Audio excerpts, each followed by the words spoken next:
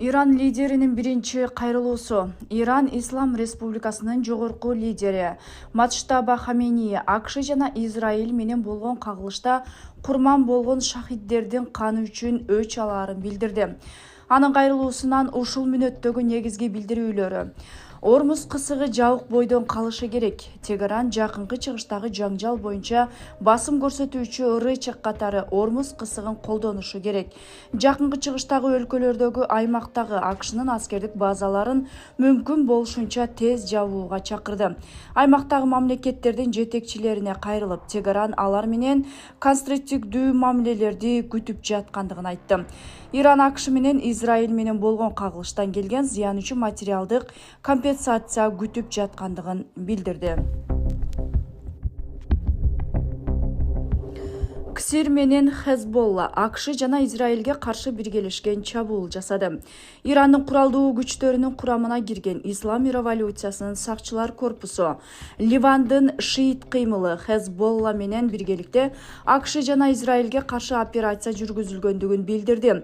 Бул тууралуу Ирандын Fars News агенттиги жарыялаган.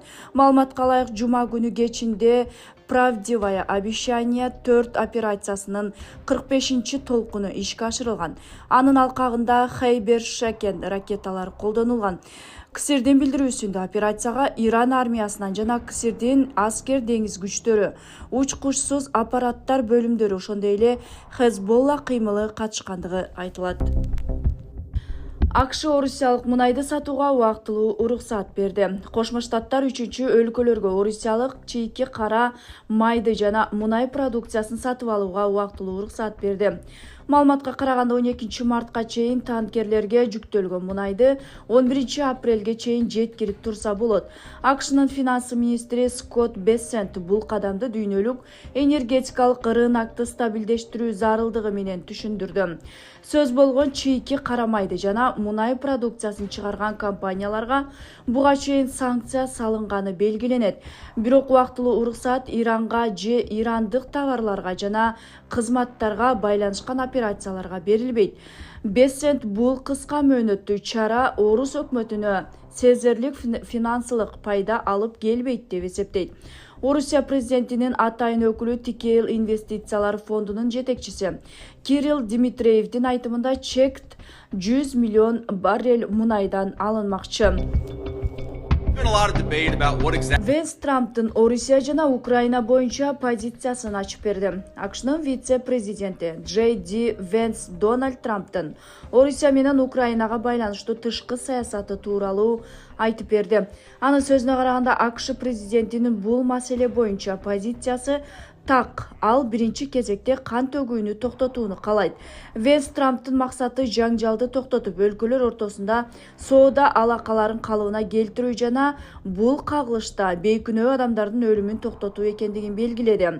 Ал мындай ыкманы туура деп эсептей тургандыгын айтып, Трамптын көз карашын колдой тургандыгын кошумчалады.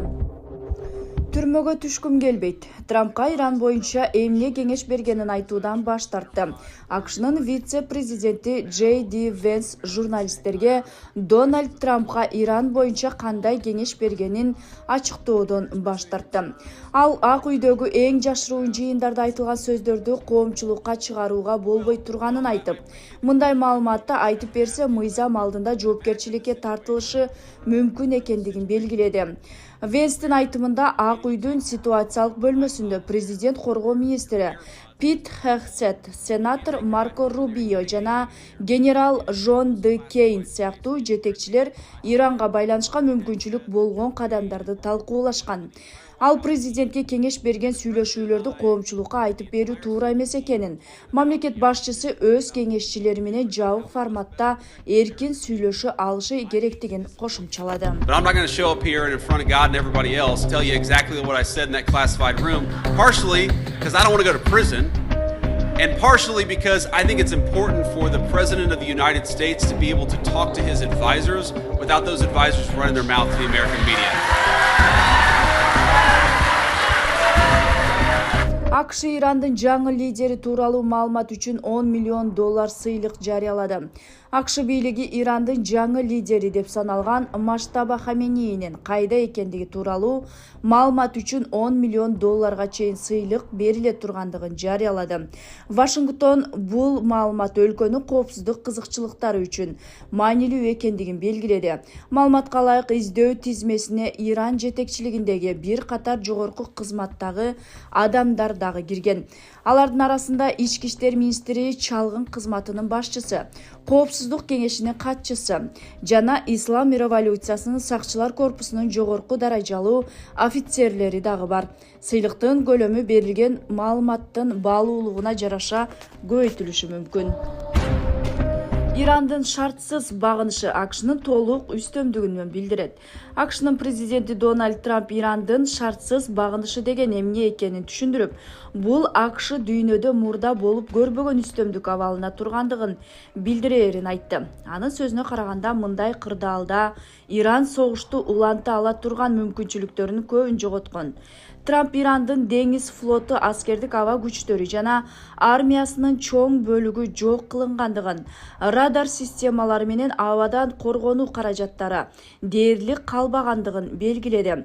Ал ошондой эле акыркы соккулар абдан күчтүү болгонун айтып, бул чабуулдардын жыйынтыгы жакын арада дагы даана көрүнөрүн кошумчалады.